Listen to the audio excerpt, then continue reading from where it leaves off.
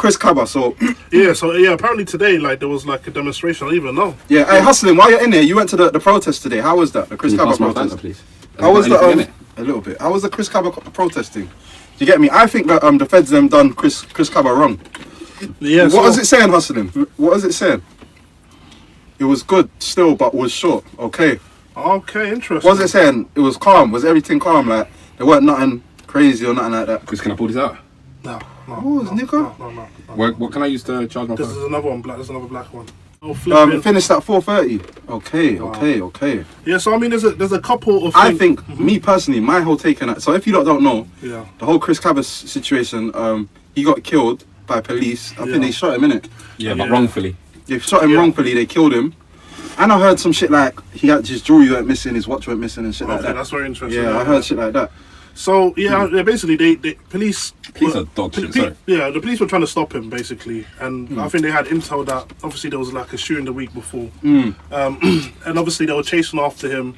He got stopped, got blocked in, and he tried to escape in it. And when he tried to escape, like one of the officers shot him. And this is where the whole controversy lies. Like, there's a group of people saying, well, why didn't he just kind of chill, like, because obviously he was blocked in, like, there's armed police, like, what's going on? R.I.P. to him, but some people are saying that he brought on himself to some extent, and some people are saying no, but like, this is the police, like, like they've got a duty of care. Of course, they shouldn't be taking anybody's lives. Yeah, of course, what have you, and this and that. Yep. Now, I'll just quickly say this in regards to armed police, like, there are some places where they can do lawful killing where there's immediate threat to life. Immediate threat to life. And I guess sort of like maybe a danger to society.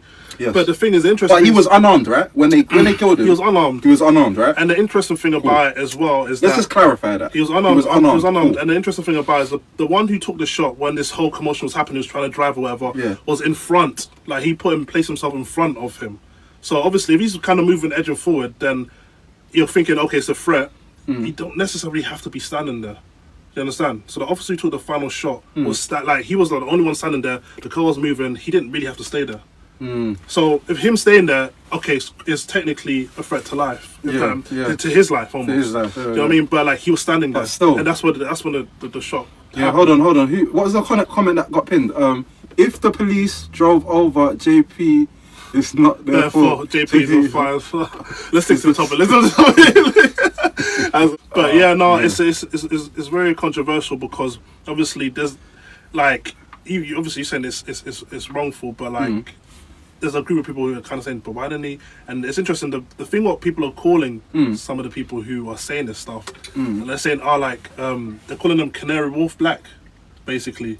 So like, let me find this quickly. What does that mean? Canary, like they're basically saying that there's a group of black people who like R.I.P. Itch, man. R.I.P. Chris Cabba, man. There's a group of black people who like maybe they're a bit more professional. They work in the city and stuff like that. Like they can't speak on this. Like they're not really, you know what I mean? They have no say in this. Like and they're acting as if like if they're driving in their car, they won't get stopped either. Okay. Kind of thing. So those kind of people, they're kind of getting attacked a little bit of this whole situation. What's your take on it? My I don't know. Like my take on it is obviously it's an unfortunate situation, and I'm not really in deep in that kind of lifestyle. You know what I mean? But I just think obviously if I was in the car and I got something like that, I wouldn't move in it. Yeah. I wouldn't necessarily not move because of I'm afraid of getting shot. I just feel like shit.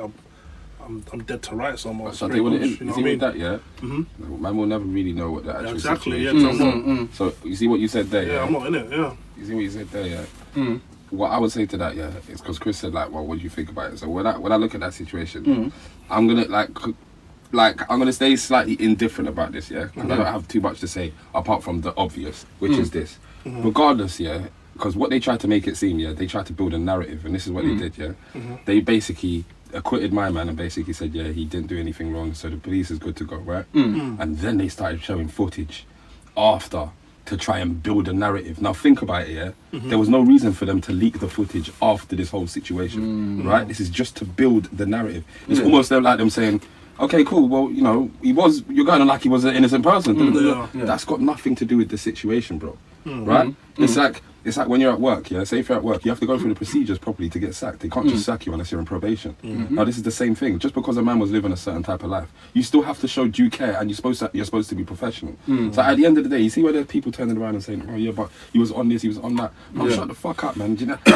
You know when I hear stuff like that, it makes me sick. On top of it, there's an agenda when it comes to black people and it comes to stuff like that. So on top of it, what we can't even trust you lot on the street when it comes to like just showing, just justice and them kind of things. And on top of it, we're still dealing with the racism. Yeah. So that's my view on it. I'm not gonna say, oh yeah, this person was good, that person. I'm not saying that. I'm saying act professionally in your job and do what you're supposed to do. Simple. Yeah, man. Hey, big up everyone inside. We're talking about the Chris Cavett thing. We're from South London. South London people. Hey, follow us. Big up MMS. He says RP Inch and 3P way, man. 3P, man. 3P, yeah, for 3P.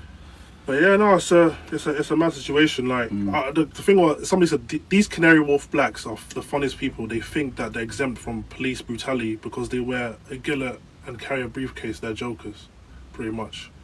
And like people, and this had like an interesting like back and forth. And some people were like, well, just because like we made some, I made good decisions. Like doesn't mean that, I have to back certain things. And just like what you just said now, you said, like obviously there's like stereotypes and racism and stuff like that. But then these kind of people were arguing that, yeah, there's these stereotypes because of the likes of R.I.P.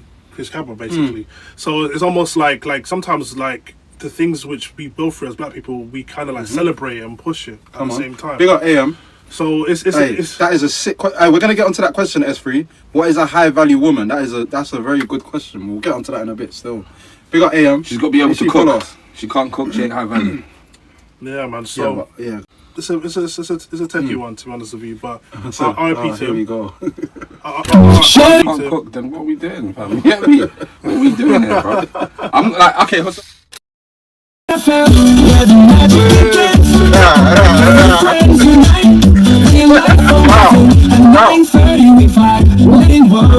said 9 bills for a Disney Channel intro.